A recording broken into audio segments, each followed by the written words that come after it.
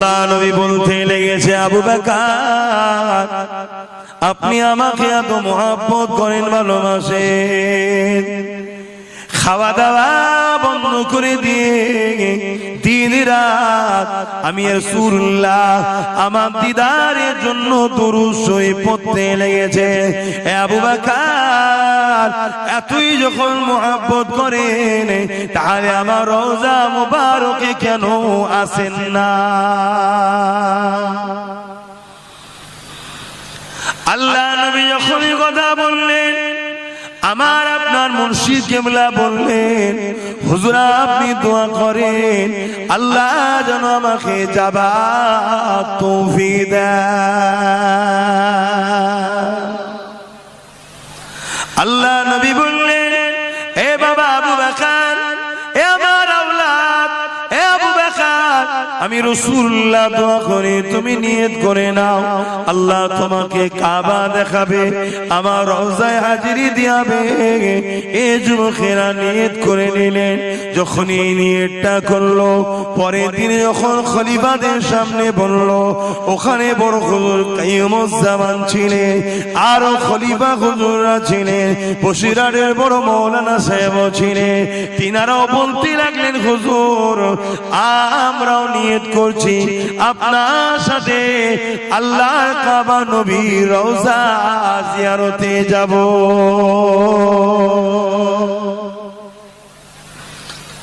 আল্লাহ নবীর রওজা মোবারকে পৌঁছাতে লেগেছে। এদিকে মুজাদ্দিদুজ্জামান যখন মক্কা শরীফের জমিনে রয়েছেন, ওই সময় খাদেম সাহেবকে আল্লাহ নবী খবর দেখাতে লেগেছে, এ খাদেম বাংলার জমিন থেকে আমার আবু বকর আসছে, যাকে আমার রওজা মোবারকে আমার হুজরার মধ্যে এক রাত্রি থাকার ইজাজত দেয়া হলো। ভাবতে পারছেন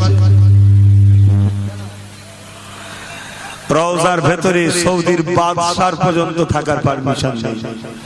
আমার আপনার মুর্শিদকে আল্লাহ কি নিয়ামত করেছে, নবী কত ভালোবাসতেন, তেনাকে থাকার সুযোগ করে দিলেন, যে আমি ইজাজত দিলাম। আল্লাহ নবী দরবারে পৌঁছে গেল। ওই সময় যখন একে একে বাবু সালাম দিয়ে মানুষ ঢুকতে লেগেছে, যে দরজা দিয়ে যাবার পর আল্লাহ নবীকে সালাম দেওয়া হয়, ওই দরজার নাম হলো বাবু সালাম। ওই দরজা দিয়ে যখন ঢুকতে লেগেছে, ওখানে খাদেম দাঁড়িয়ে আছে, কারণ আমার নবী পাক আমার আবু বকর সিদ্দিকের চেহারা মোবারককে দেখিয়ে দিয়েছে। এই খাদেম সাহেব যখনই আমার আবু বকর সিদ্দিক যখন ঢুকতে লেগেছে, অমনি হাত কানা ধরে সালাম দিতে লেগেছে আর মোবারকবাদ দিতে লেগেছে, ধন্য আপনি, আমি খাদেম হতে পারি, রওজার ভেতরে রাতে থাকার পারমিশন আমারও না, কিন্তু আল্লাহ নবী আপনাকে থাকার পারমিশন দিয়েছে।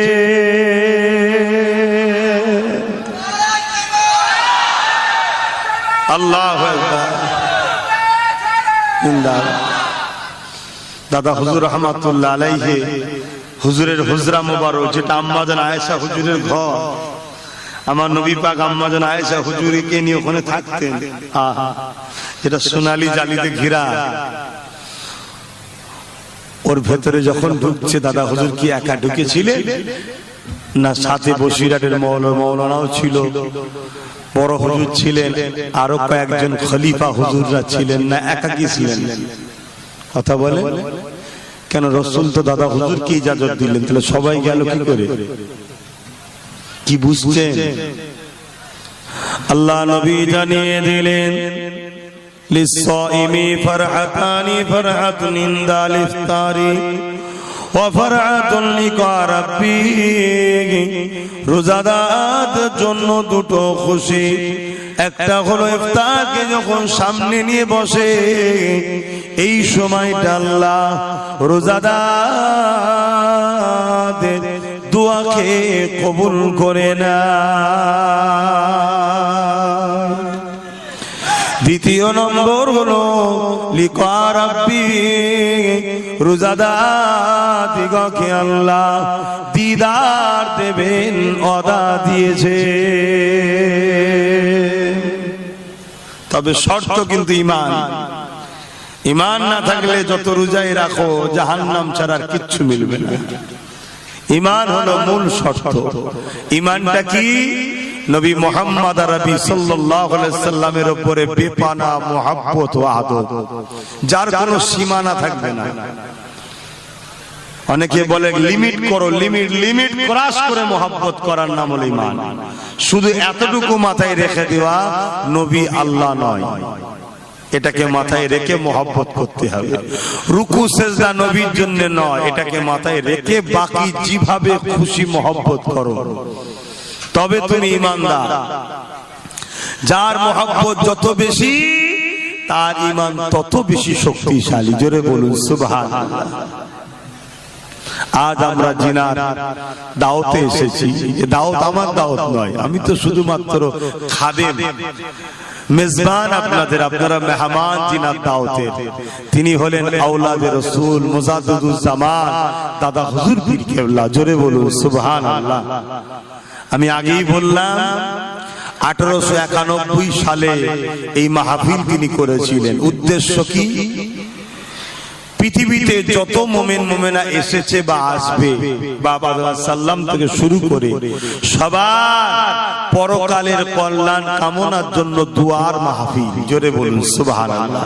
যে ভাষাটা আপনারা বুঝবেন, যেটাকে ইসালে সওয়াব বলা হয়, তিনি করেছেন। কত ভালোবাসেন আপনাদের ঘরে, তেনাকে ভুলে গেলে আপনাদের চলবে? তেনার সিলসিলা হলো আহলে সুন্নাত ওয়াল জামাত। তেনার সিলসিলার নাম কি? আহলে সুন্নাত ওয়াল জামাত। আহলে সুন্নাত ওয়াল জামাত এই সিলসিলার মালিক কে? আমার দয়াল নবী খুদ নিজে। জোরে বলুন সুবহানাল্লাহ। সিলসিলা মানে একটার পর একটা, একটার পর একটা। নবী যে জান্নাতি দলের কথা বলেছে, ওই জান্নাতি দলের 19-20 শতাব্দীর পূর্ব ভারতের মানুষকে ওই দলের সঙ্গে জুড়েছে ফুরফুরার হযরত জবানার মুজাদ্দিদ দাদা হুজুর পীর কেবলা। জোরে বলুন সুবহানাল্লাহ। আমি আব্বাস সিদ্দিকীর মতো কত হুজুর এখন বেরিয়েছে, কত মুফতি মাওলানা বেরিয়েছে, আলহামদুলিল্লাহ, আমি হিংসা করছি না। কিন্তু তিনারা কেউ আমাদের ইমাম নয়, কেউ আমাদের মূল নয়।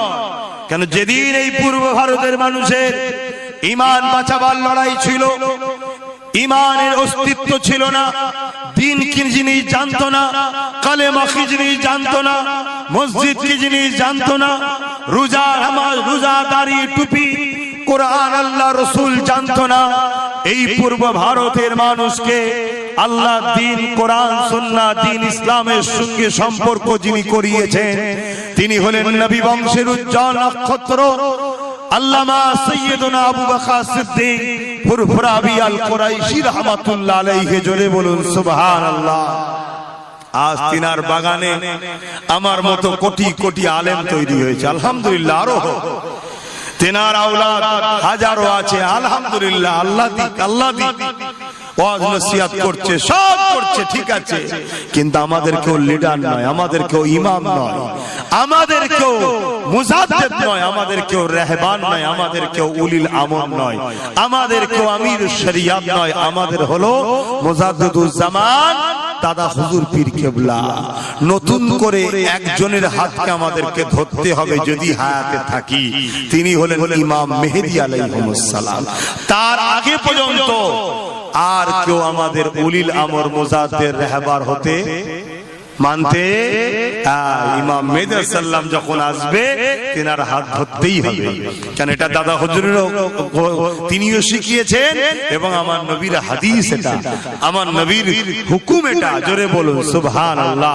তার আগে বিছখানে কত লোক আসবে আপনাকে তার পকেটে ভরার জন্য, আপনাকে তার ঝুলিতে ভিজাবার জন্য। খবরদার দাদা হুজুরকে ছেড়ে সরে যাবেন না। আব্বাসকেও ছেড়ে দেন, অসুবিধা নাই।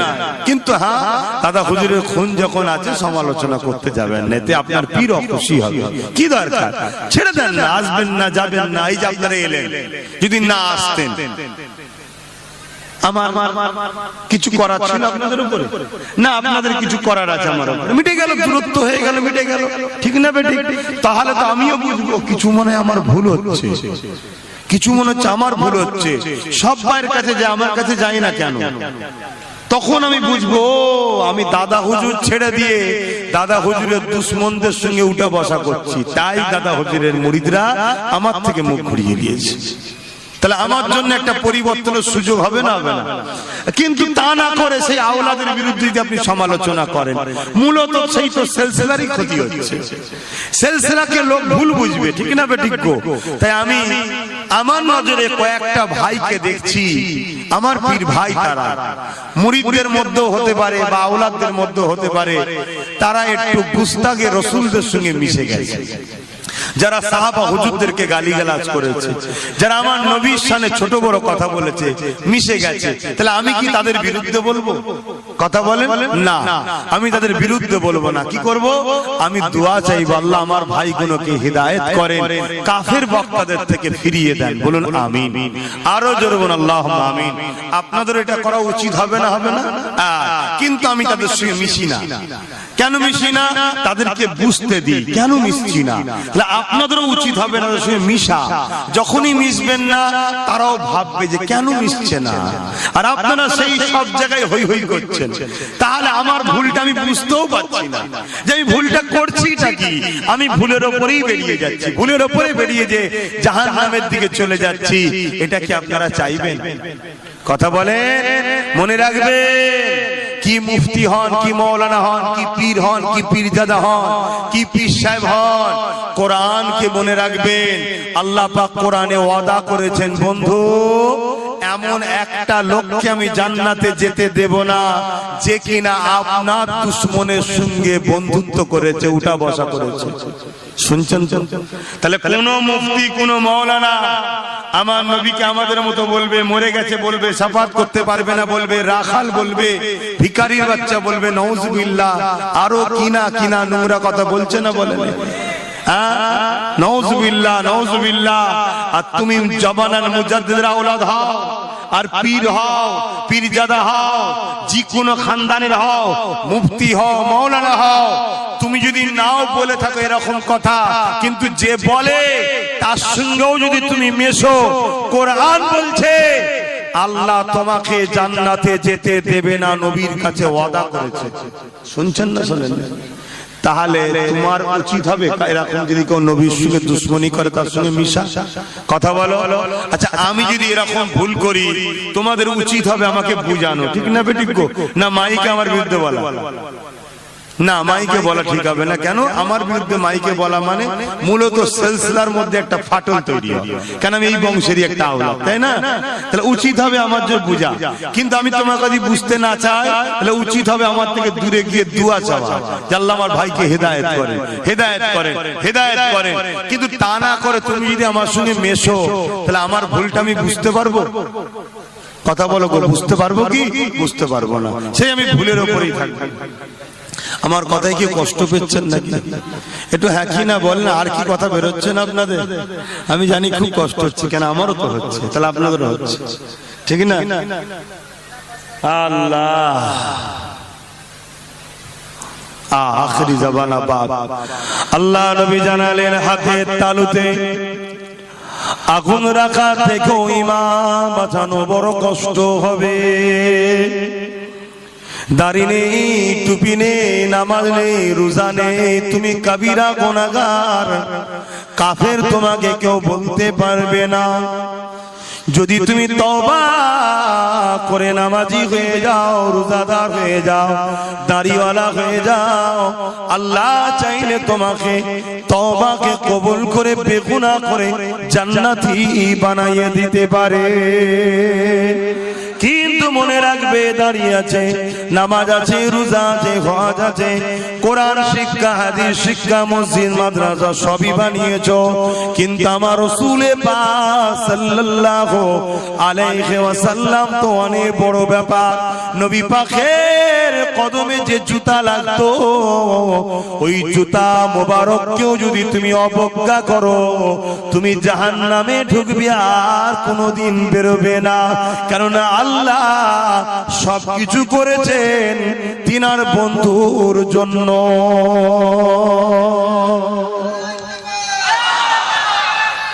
আল্লাহ পারছি না, কথা বেরোচ্ছে না।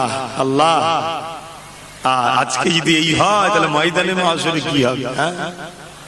এগুলো তো ভাবতে হবে।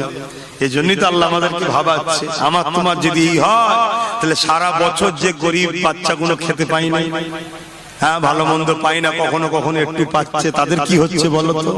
তাহলে যাকাতটা ঠিকভাবে দেওয়া দরকার আছে না নাই?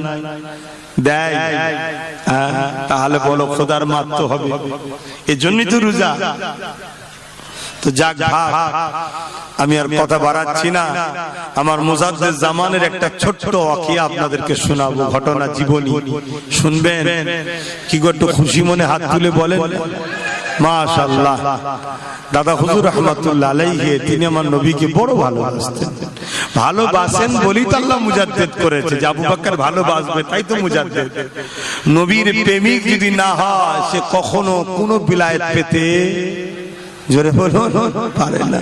যদি সাজে বড় হযরত বড় আল্লামা সাজে জানতে হবে বেকার ভণ্ড।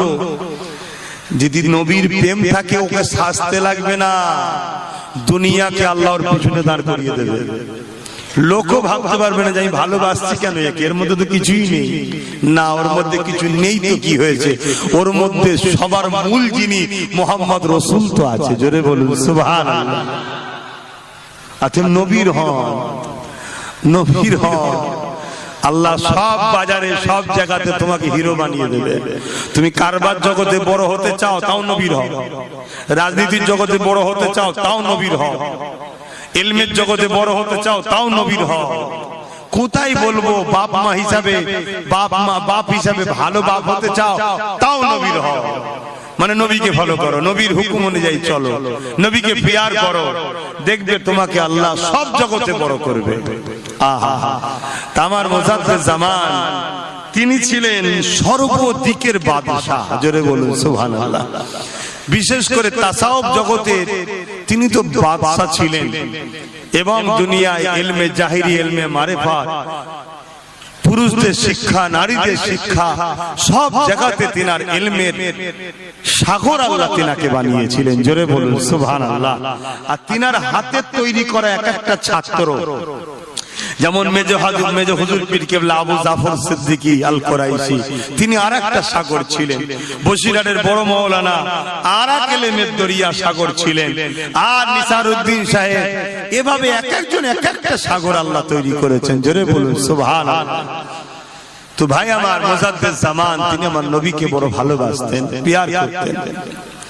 ভাই খাদেম ভাইরা যদি আরো থাকে দেন না, আমার ভাইদের করে দেন না, কিন্তু নষ্ট না হয়। কেন নষ্ট না হয়? এমনি তো ফল নষ্ট করতে নাই, আবার এটা হলো ইফতার, এর গুরুত্ব বেশি না কম? জোরে বলুন, বিশাল নিয়ামত।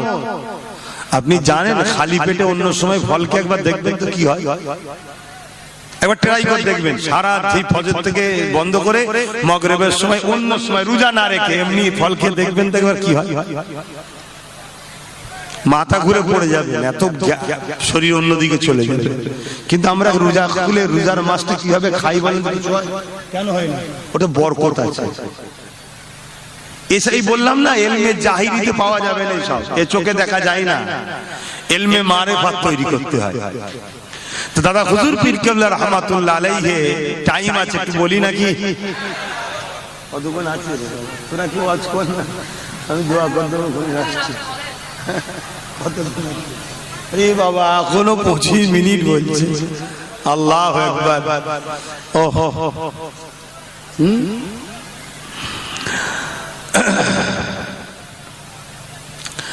দাদা হুজুর রাহমাতুল্লাহ আলাইহি আমার নবী দিদারের জন্য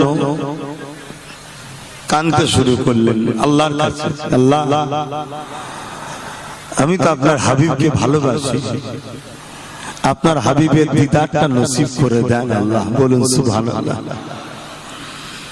রাত আছে দিন যায়, দিন আছে রাত যায়, দরুদ পড়ে আর কাঁদে, ফরজ নামাজ আদায় করে, ওয়াজিব নামাজ আদায় করে, সুন্নতে মুআক্কাদা আদায় করে, নফল পড়ে, তাহাজ্জুদ পড়ে, বাকি সময় শুধু দরুদই পড়ে। খাওয়া দাওয়া সব বন্ধ হয়ে গেছে, দরুদ পড়ছে। কয়েকটা দিন যাবার পর হুজুরের শরীর দুর্বল হয়ে গেছে। যেমন আমাদের রোজার মাসে দেখবেন শরীরকে আল্লাহ সলিড করে দেয়, বলুন সুবহানাল্লাহ। দুর্বল হয় আমি বলবো না, শরীরটাকে সলিড তৈরি করে, ঠিক না বেঠিক? যা ভেতরে সমস্যা থাকে, পয়জন যা ভাইরাস থাকে, রোজা হলে অ্যান্টিভাইরাস সব আল্লাহ ঠিক করে দেয়, জোরে বলুন সুবহানাল্লাহ। আবার এক বছরের জন্য একটা সুস্থ শরীর গিফট করে, লিভার থেকে শুরু করে, হার্ট থেকে শুরু করে, কিডনি থেকে শুরু করে, পাকস্থলী থেকে শুরু করে সব রিপেয়ার হয়। যাও আবার এক বছরের জন্য, আবার খাও, আবার ড্যামেজ হয়, আবার রোজা আসে, আবার রোজা রাখবো, ইনশাআল্লাহ আবার শরীরকে আপডেট হয়ে যায়, জোরে বলুন সুবহানাল্লাহ। দাদা হুজুর রাহমাতুল্লাহ আলাইহি তিনি একটা জায়গায় একটা হেলান দিয়ে আর চোখটা বন্ধ হয়েছে। ক্লান্ত শরীরে দেখবেন মানুষ ঘুমিয়ে পড়ে, তো চোখটা বন্ধ হয়ে গেছে। হুজুরের যখন চোখটা বন্ধ হয়েছে, সঙ্গে সঙ্গে আল্লাহ নবীর দিদার হচ্ছে, জোরে বলুন সুবহানাল্লাহ। হে দাদা হুজুরের পাগলরা বলো না সুবহানাল্লাহ, আরো জোরে বলুন না সুবহানাল্লাহ। আমি আবার বলছি, জুড়ে থাকো। যদি কেউ তোমাকে সিলসিলা থেকে সরাতে চায়, তার মুখের কথাই তুমি বিশ্বাস করে সরবে, তাই তো নাকি? যদি কেউ বলে তোমার তো কোরআন হাদিস পড়ার ক্ষমতা নেই, কারো কথা শুনতে হবে, তো আমি তোমাকে চ্যালেঞ্জ দিচ্ছি, দাদা হুজুরকে ছেড়ে যেও না। শুনছো? যদি কেউ তোমাকে বুঝায় কোরআন হাদিস দ্বারা, তাকে সঙ্গে আমাকে বসাও, তার সঙ্গে আমাকে বসাও। যদি সে বসিয়ে প্রমাণ করতে পারে দাদা হুজুরের কোন একটা কাজ দ্বীন ইসলামের বিরুদ্ধে, আমরা তখন তার সাথে মিশবো। তুমি আম্মানুষ কি বলছো?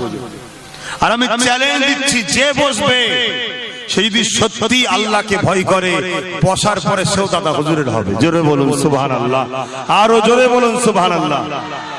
কারণ এই বাংলার মানুষ ইসলাম জানতো না বাপ, আমার দাদা হুজুরের ওসিলায় তিনার ওসিয়াতনামা বাড়ি বাড়ি রাখবে। আহা, আমার দাদা হুজুর রাহমাতুল্লাহ আলাইহির সঙ্গে আমার নবী পাকের দিদার হতে লেগেছে। আল্লাহ নবী বলতে লেগেছে, আবু বকর আপনি আমাকে এত মহব্বত করেন, ভালোবাসেন, খাওয়া দাওয়া বন্ধ করে দিয়ে দিন রাত আমি রাসূলুল্লাহ আমার দিদারের জন্য দুরূদ শরীফ পড়তে লেগেছে। আবু বকর এতই যখন মহব্বত করেন, তাহলে আমার রওজা মুবারকে কেন আসেন না? আল্লাহ নবী যখন কথা বললেন, আমার আপনার মুর্শিদ কেবলা বললেন, হুজুর আপনি দোয়া করেন আল্লাহ যেন আমাকে যাবার তৌফিক দেন। আল্লাহ নবী বললেন, এ বাবা আবু বকর, এ আমার আওলাদ, এ আবু বকর, আমি রাসূলুল্লাহ দোয়া করি, তুমি নিয়ত করে নাও আল্লাহ তোমাকে কাবা দেখাবে, আমার রওজায় হাজিরি দিয়াবে। এই যুবকেরা নিয়ত করে নিলেন। যখন এই নিয়তটা করলো, পরের দিন যখন খলিফাদের সামনে বলল, ওখানে বড় হুজুর কাইয়ুমুজ্জামান ছিলেন, আরো খলিফা হুজুররা ছিলেন, বসিরহাটের বড় মাওলানা সাহেব ছিলেন। তিনারাও বলতে লাগলেন, হুজুর আমরাও নিয়ত করছি আপনার সাথে আল্লাহর কাবা নবীর রওজা জিয়ারতে যাব।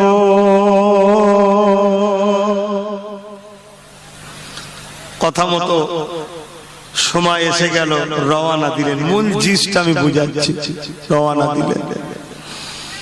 যাবার পরে আল্লাহ নবী বলেছিলেন কাবা দেখাবে, প্রথম উনি কাবায় গেলেন। জিয়ারত করলেন, হজ করলেন, হজের আরকান হুকুমগুলো সব পালন করলেন।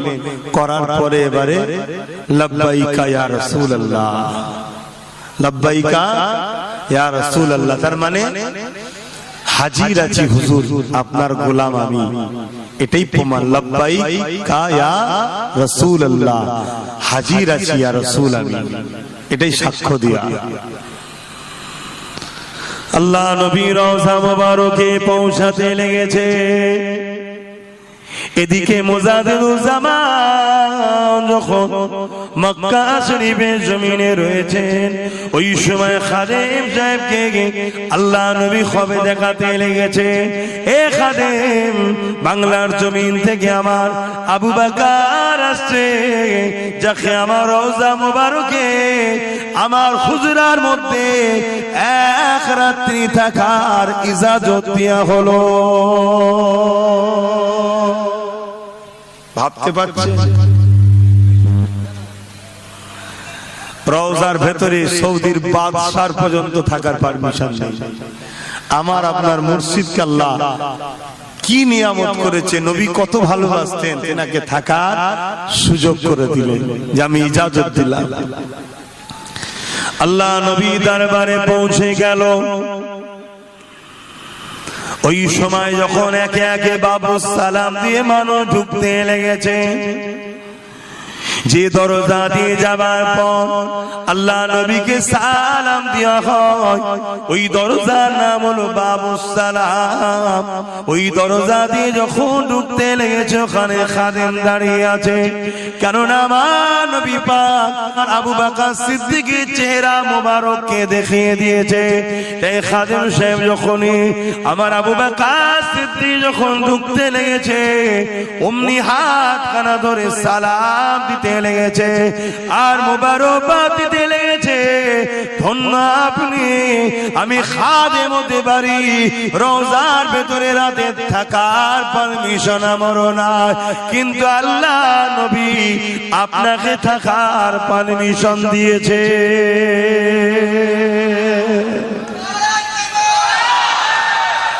আল্লাহু আকবার। দাদা হুজুর রহমাতুল্লাহ আলাইহি হুজুরের হুজরা মোবারক, যেটা আম্মাজান আয়েশা হুজুরের ঘর, আমার নবী পাক আম্মাজান আয়েশা হুজুরকে নিয়ে ওখানে থাকতেন। আহা, যেটা সোনালী জালিতে ঘেরা, ওর ভেতরে যখন ঢুকছে, দাদা হুজুর কি একা ঢুকেছিলেন না সাথে বসিরহাটের মৌলানাও ছিল, বড় হুজুর ছিলেন, আরো কয়েকজন খলিফা হুজুররা ছিলেন, না একাকী ছিলেন? কথা বলে কেন? রাসূল তো দাদা হুজুর কি ইজাজত দিলেন, তাহলে সবাই গেল কি করে? কি বুঝছেন? ইমামের পিছনে থাকলে যেমন মুক্তাদির নামাজ হয়ে যায়, ঠিক ঠিক কিয়ামতের দিনও ইমাম দুই ধরনের, একটা ইমামে কুবরা, একটা ইমামে সুগরা। মসজিদের ইমাম হচ্ছে ইমামে সুগরা, ইমামে কুবরা হলো যারা দ্বীনের মেসেজ দিবার জন্য আসে। জোরে বলুন সুবহানাল্লাহ। তাদের সাথে যদি আমরা দুনিয়ায় জুড়ে থাকি, যেমন রবির রওজা মুবারকে ঢুকছে, আপনার আকীদা কি জানি না, আহলে সুন্নাত ওয়াল জামাতের আকীদা, আমার কথা মানে আমারও আকীদা, আমি আহলে মানি এটাকে। আমার নবীর রওজা মুবারক যেটা হুজুরের জিসম লেগে আছে, ওটা জান্নাত তো দূরের কথা, আল্লাহর আরশের থেকেও দামি বেশি। জোরে বলুন সুবহানাল্লাহ।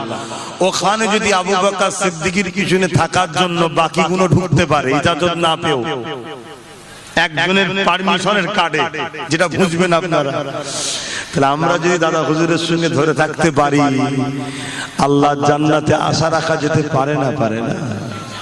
কেন? কিয়ামতের দিনে আল্লাহ পাকের নবী বলে যায়নি যে আমার আল্লাহ পিয়ারা বান্দাদের ওসিলায় লাখো লাখো গুনাহগারদের ঘরে জান্নাতি করবে। জোরে বলুন সুবহানাল্লাহ।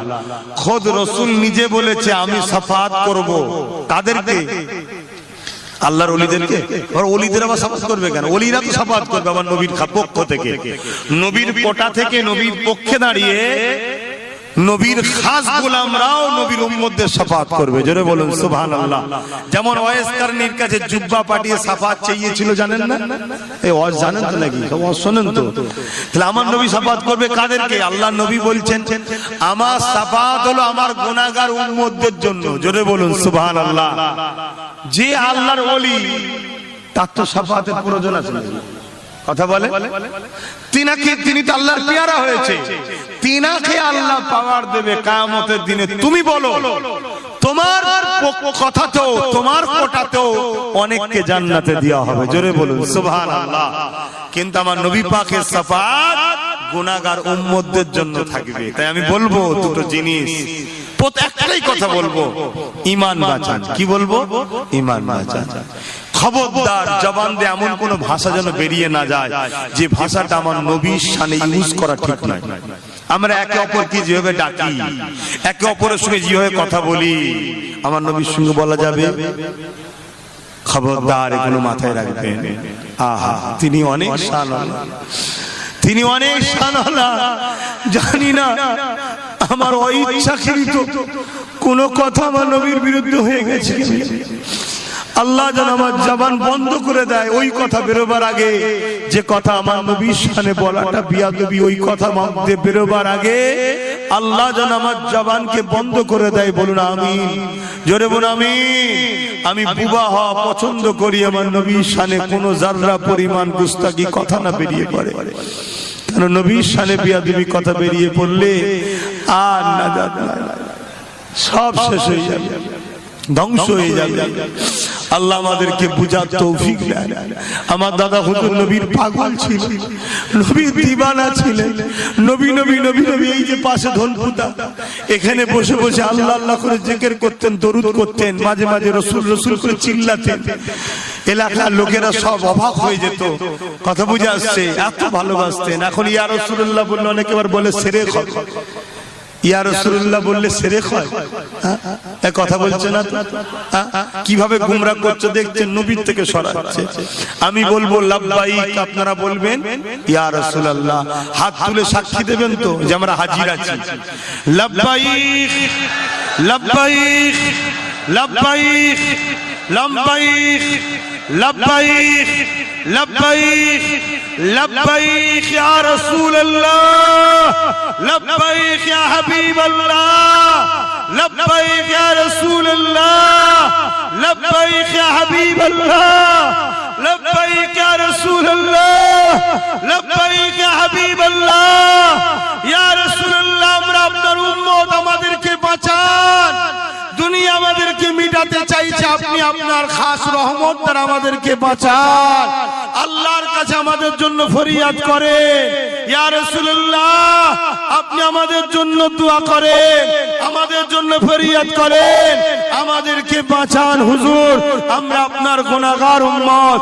আপনার পাগল আপনার দিওয়ানা আমাদেরকে বানিয়ে নেন বলুন আমিন এই যে ইয়া রাসূলুল্লাহ বাঁচান শিরক হয়ে গেল নাকি এই কথা কি অস্বীকারকারী হলো বেঈমান মুনাফিক কোন মা যদি এমন দুধ খাওয়া বাচ্চা পয়দা করে থাকে আমার সাথে বসো সাহাবাদের থেকে বেশি ইলম শিখে গেছো সাহাবারা দুধ থেকে আমার নবীকে ডাকতেন দুটো জিনিস হয় একটা হলো আল্লাহ জেনে সাহায্য চাওয়া আর একটা ব্যক্তি জেনে সাহায্য চাওয়া আমরা চাই না মানুষের কাছে সাহায্য ভাই সাহায্য করেন আমি বিপদে পড়ে গেছি ভাই কিছু দেন ভাই আমাকে একটু বাঁচান ভাই বলেন না বলেন এই শিরকটা কেন শিরক হলো না ও আম মানুষকে বললে শিরক হয় না আর নবীকে বললে শিরক হয় হ্যাঁ নবীকে যদি কেউ আল্লাহ জেনে বলে যে নবী তো আল্লাহ তাই বাঁচান বলেছি তাহলে মুশরিক হয়ে যাবে শুনছেন না শোনেন না হায় হায় হায় হায় আমার নবীর মাকাম ভুলে গেলাম আমরা নবীর মাকাম ভুলে গেলাম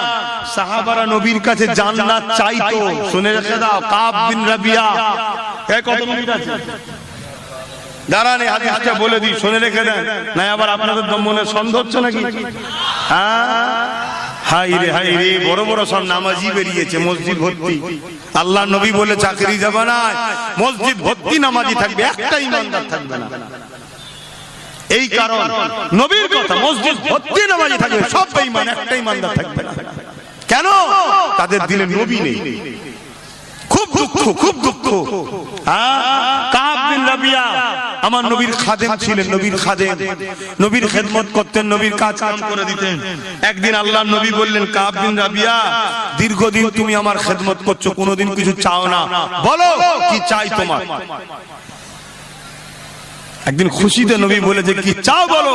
আর কাব বিন রাবিয়া আমাদের মতো ছিল না, তিনি সাহাবী ছিলেন, তিনি জানেন চাইতে বলছেটা কি, আমরা তো চিনি না। তিনি জানেন কে চাইতে বলেছে, তাই চাওয়ার মতো চেয়েছে। কি চেয়েছে? হুজুর আমি আপনার কাছে জান্নাতে আপনার চাকর হয়ে থাকতে চাই, এটাই চাই। জোরে বলুন সুবহানাল্লাহ। কি চাইছে? জান্নাতে আপনার খাদেম হয়ে থাকতে চাই। জোরে বলুন সুবহানাল্লাহ। আল্লাহর নবী কি বললেন? কাব বিন রাবিয়া কবে তুই মরবি, কবে তোর ইন্তেকাল হবে, কবে কিয়ামত হবে, কোথায় থাকবি আমি কিছু জানি না, এইসব কথা তুই বলছিস কেন? এটা বলেছিল নাকি? আল্লাহর নবী কি বলেছিলেন? যা আমি তোকে দিয়ে দিলাম জান্নাতে আমার নকরানি করার। জোরে বলুন সুবহানাল্লাহ। শোনো বন্ধুরা আমার, ভাইয়েরা আমার, নবীকে চেনো, নবীকে চেনো, নবীকে চেনো, নবীকে চেনো, নবীকে চেনো। যে নবী নয় সেটা আকাশে উড়ে উড়ে যায়, তারপরও জেনে রেখে দিও সে একটা ভণ্ড জাদুকর ছাড়া অন্য কিছু নয়। যে নবী নয় সে যদি তাহাজ্জুদ কোনদিন কাজা নাও করে, জেনে রেখে দিও সে জাহান্নামে ঢুকবে আর বেরোবে না।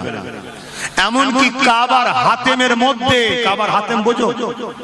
ওটা কাবেরই অংশ, এটা ঘিরা থাকে, দেখনি ফটোতে দেখেছো তো নাকি? ওটা কাবা শরীফেরই অংশ। ওর মধ্যে কেউ নামাজ পড়া মানে কাবার ভেতরে নামাজ পড়ছে। ওইখানে কেউ যদি রোজা রেখে সেজদায় পড়ে সুবহান রাব্বিল আলা তাসবিহ পড়তে পড়তেও যদি মারা যায়, যদি ওর দিলে নবী না থাকে, ও বেটা জাহান্নামে ঢুকবে আর বেরোবে না। এটা আল্লাহর ফয়সালা, আমার বাপের নয়, আমার দাদুর নয়, এটা আল্লাহর ফয়সালা। এজন্য বলি শুধু নবীর দুশমনি করলে জাহান্নামে যাবে তা নয়, নবীর দুশমনের সঙ্গে যদি সম্পর্ক তৈরি করো তাকেও জাহান্নামে ঢুকতে হবে, বেরোতে পারবে না। একটু বুঝে বুঝে কাজ করো। আব্বাস সিদ্দিকীকে যদি মহব্বত করো, করার আগে দেখে লিও আব্বাস সিদ্দিকী নবীর পক্ষে হাঁটি না। বাকি জিনিস অত তোমার খুঁটে খুঁটে দেখতে হবে না, আখিরি জমানা। কথা বুঝে আসছে না? নাই ভুল থাকতে পারে, আমার অস্বীকার করছি না। নবীর হাঁটি আগে প্রথম দেখো। নবীর যদি হয় তাহলে আব্বাস সিদ্দিকী জিন্দাবাদ বলে লাভ আছে, নাই ছিঁড়ে ফেলে দিকে যা, কিচ্ছু দাম নেই। এটা সবার ক্ষেত্রে ঠিক করে নাও, শুধু আমার ক্ষেত্রে না। যে কোনো মুফতি হোক, যে কোনো মাওলানা হোক, যে কোনো পীর সাহেব হোক, যে কোনো বক্তা হোক, তার কাছে গেলে এতে তোমাকে কতটা নবীর সাথে জুড়তে চাই একটু দেখো, কতটা নবীর সঙ্গে জুড়তে চাই দেখো। আমি কথা বলতে পারছি না, কিন্তু নবীর বেলা যে এলো দেখুন জোশ এসে গেছে। দেখছেন না? কেন? নবী হলেন রহমত। নবী কি? আমরা বলি না আল্লাহ তোমার রহমত ছাড়া বাঁচবো না, তা আল্লাহর রহমতটা কি সেটাই তো বুঝলাম না। ওমা আরসালনাকা ইল্লা রাহমাতাল লিল আলামিন, আল্লাহর রহমতটা হলো মুহাম্মদ সাল্লাল্লাহু আলাইহি ওয়াসাল্লাম। জোরে বলুন সুবহানাল্লাহ। এদিকে বলছে আল্লাহ তোমার রহমত ছাড়া বাঁচবো না, এদিকে নবী বাদ। এই মুনাফিক ছাড়া অন্য কিছু নাকি? আল্লাহকে বলছে তোমার রহমত ছাড়া বাঁচবো না, তার মানে তোমার নবী ছাড়া বাঁচা যাবে না। সাহাবারা নবী ছাড়া বাঁচতে পারেনি। সাহাবারা কামিয়াবি হয়েছে, জিতেছে কি কারণে? নবী ছিল বলে। তাই বদরে জিতেছে, উহুদে জিতেছে, খাইবারে জিতেছে, খন্দকে জিতেছে, সব জায়গায় সাহাবারা কামিয়াবি হয়েছে। এমনকি সাগর পাড়ি দিয়ে আফ্রিকা দখল করেছে, নাজ্জাসী দখল করেছে, রোম দখল করেছে। কোটি কত সাহাবা, এদের পায়ে জুতো ছিল না, পরনে জুব্বা ছিল না, মাথায় তেল ছিল না, আরে ঠিকমতো তাদের লেবাস ছিল না, পৃথিবীকে জয় করে ফেলেছিল তারা। কেন? তাদের সাথে নবী ছিল। জোরে বলুন সুবহানাল্লাহ, আরো জোরে বলুন সুবহানাল্লাহ। তাহলে আমরাও যদি নতুন করে পৃথিবী জয় করতে চাই, আমরা যদি জিন্দেগিটাকে সাকসেসফুল করতে চাই, তাহলে আমাদের মধ্যে নবী আনতে হবে। সবার আগে নবী আনতে হবে। কথা মাথায় ঢুকছে? তাহলে আল্লাহ কামিয়াবি দেবে। আমাদের কাছে নবী কই? বলুন কই নবী? নবীকে কি ভালোবাসতে জানেন? কখনো কখনো একা একা বসে নবীর উপর দরুদ পড়ে কেঁদেছেন? কেউ কেঁদেছেন? বলুন কই নবী কই? আপনার তো উচিত কখনো কখনো একা বসা, একা অন্ধকারে কেউ থাকবে না, আপনি বসলেন। আপনাকে আল্লাহ ধনী করেছে, সবাই বসুন, যেখানে বসুন, যেমন ভাবে আছেন বসুন। ধনী হওয়া খারাপ নয়, হালাল পয়সা ইনকাম করে গাড়ি বাড়ি করা ইসলামে জায়েজ। ওজন আমি অন্য কথা বলবার আলোচনাটা শেষ করতে হবে, সময় পাবো না। কিন্তু একা বসে আপনি দরুদ পড়ুন, পড়তে পড়তে কাঁদুন, ভাবুন আহা আমার নবী তায়েফে আমাদের জন্য মার খেয়েছে, আমার নবী উহুদের ময়দানে দান্দা মুবারক শহীদ হয়েছে, আমার নবী আমাদের জন্য আজও রওজায় কাঁদছে। এভাবে ভাবুন আর দরুদ পড়ুন আর চোখ দিয়ে পানি বার করুন, মনে মনে বলুন হুজুর আমি বড় গুনাহগার, আল্লাহ বড় জালাল, তিনি কাখার, কিয়ামতের দিন আমাদেরকে ধরবে, হুজুর আপনি পাশে থাকবেন, একটু আমাদেরকে দেখবেন, এভাবে বলো। হুজুর তোমার অন্তর জানের থেকে কাছে আছে, শুনে রেখে দাও, জোরে বলুন সুবহানাল্লাহ। কোরআন বলছে মুমিনদের জানের থেকে কাছে মুহাম্মদ রাসূল রয়েছে, জোরে বলুন সুবহানাল্লাহ। যদি ফেরেশতা কাঁধে বসে শুনতে পায়, ফেরেশতা তৈরি হয়েছে জিনার জন্য, সেই নবী শুনতে পাই না, কিন্তু তেনাকে শোনার ক্ষমতা দিচ্ছেন কে? এতটুকু মাথায় রাখতে হবে, ব্যাস হয়ে গেল। তাহলে আল্লাহ শোনে, নবী শোনে, দুই শোনা এক নয়। আর নবী শোনে, নবীকে শোনার ক্ষমতা দিয়েছে আল্লাহ, আর আল্লাহকে কেউ ক্ষমতা দেয়নি। আল্লাহ দেখে, নবী দেখে, দুটো এক নয়। আল্লাহকে, আল্লাহ নবীকে দেখার ক্ষমতা দিয়েছে, তাহলে মালিক নবী নয়, মালিক কে? আল্লাহ।